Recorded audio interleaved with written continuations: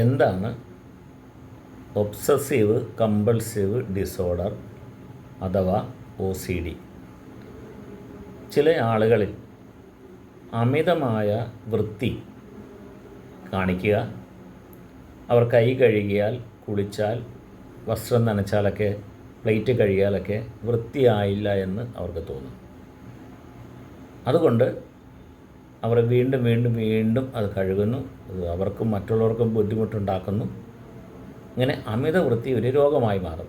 ചില ആളുകളിൽ ഇത് കൗണ്ടിങ് ആണ്. അവർ പണമൊക്കെ എണ്ണിയാൽ എത്ര എണ്ണിയാലും അവർക്ക് തൃപ്തി വരില്ല. ഒരുപാട് പ്രാവശ്യം എണ്ണുന്നു, വീണ്ടും വീണ്ടും എണ്ണുന്നു, പല സമയങ്ങളിൽ എണ്ണുന്നു. ഇതൊരു മാനസിക സമ്മർദ്ദമായി അവർ കിടക്കുന്നു.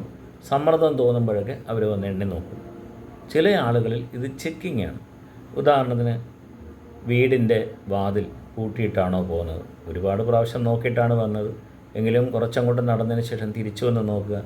ചിലപ്പോൾ ജോലി ചെയ്തുകൊണ്ടിരിക്കുന്ന സ്ഥലത്ത് നിന്ന് ഈ സംശയം തോന്നി വന്ന് വീട് വീണ്ടും താഴെ വലിച്ചു നോക്കേണ്ടി വരിക.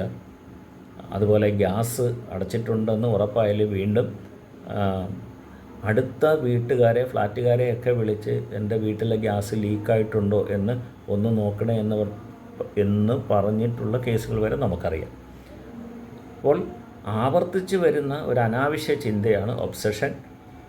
അത് ഒഴിവാക്കാൻ വേണ്ടി ആവർത്തിച്ച് ചെയ്യുന്ന ആ പെരുമാറ്റമാണ് കമ്പൾഷൻ. ഒബ്സസീവ് കമ്പൾസീവ് ഡിസോർഡറിന് മനഃശാസ്ത്ര ചികിത്സ ലഭ്യമാണ്. ഓക്കെ.